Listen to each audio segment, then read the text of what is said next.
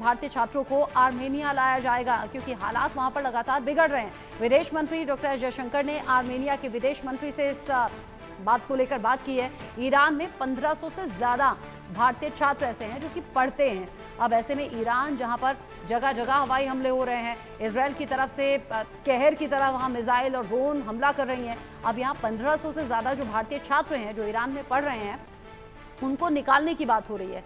Iran से भारतीय छात्रों को आर्मेनिया लाया जाएगा और इस पूरी खबर को लेकर भारत सरकार की भी निगाह बनी हुई है और भारत सरकार यानी कि विदेश मंत्री डॉक्टर जयशंकर ने आर्मेनिया से इस बारे में बात भी की है।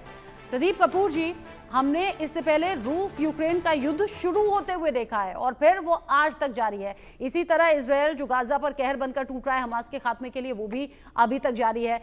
ईरान इजरायल का युद्ध अभी हाल फिलहाल में नहीं रुकेगा, इतना तो समझ में आ गया कि लेकिन कितना लंबा खिंचेगा, अब वही सब चीजें दोहराई जा रही हैं। भारत सरकार नजर बना रही है, भारतीय छात्रों को वहां से निकाल रही है।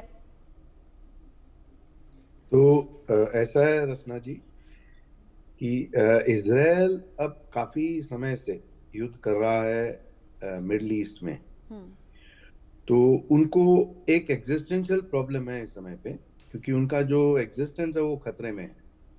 तो उनको लड़ना है, उनको जीतना है।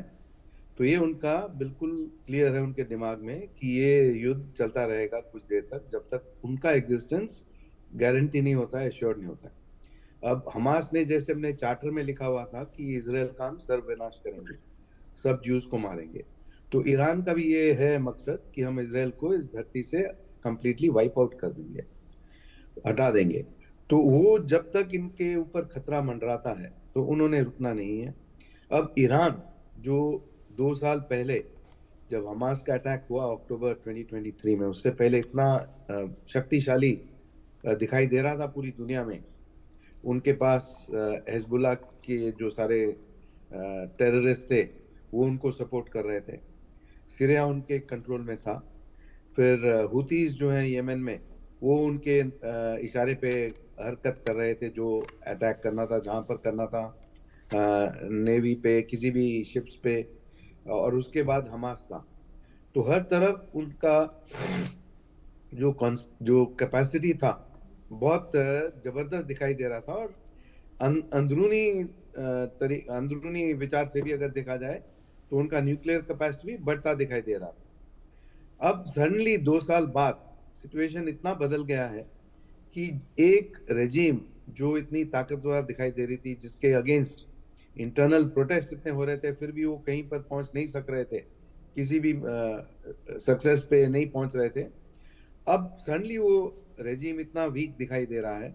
उसके न्यूक्लियर साइंटिस्ट मारे गए हैं, उसके कमांडर्स मारे गए हैं, उसकी जो डिफेंस कैपेसिटी है वो डिग्रेड हो गई है। Air radar systems, air defence systems सारी डिप्लीट हो गई है। मिसाइल्स के जो उनके स्टॉक्स थे, जो जहां तक कि वो रशिया को सप्लाई कर रहे थे यूक्रेन के खिलाफ, अब उनके पास ही इतना बारूद नहीं बचा। तो हर तरफ से जब देखा जाए तो उनको अब वो बहुत मुश्किल हालात में है इस समय पे। और इजराइल को इस समय पे रुकना कोई कारण नहीं होगा कि वो रुके। भारत तो रुक गया था पाकिस्तान के खिलाफ उस समय पे, जब पाकिस्तान को पूरा डिग्रेड कर दिया था, बट इजराइल नहीं रुकने वाला।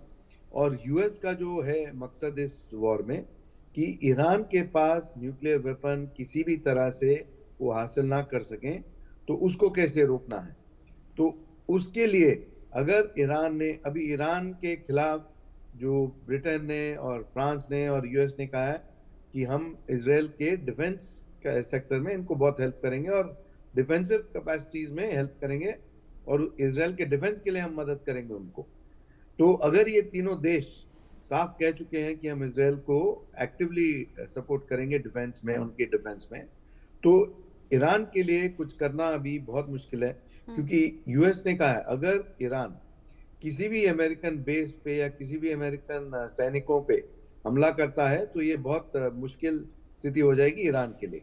तो उसमें ईरान ये कदम उठाने वाला नहीं है, क्योंकि जो अभी उनके कुछ न्यूक्लियर एसेट्स बचे हुए हैं, न्यूक्लियर कैपेसिटीज बची हुई हैं फर्दों में, फॉर एग्जांपल, जहां पर पहाड़ के नीचे अंदर काफी डेप्थ में उनकी nuclear enrichment, uranium enrichment facility है, वो सबको अप्रोच करना।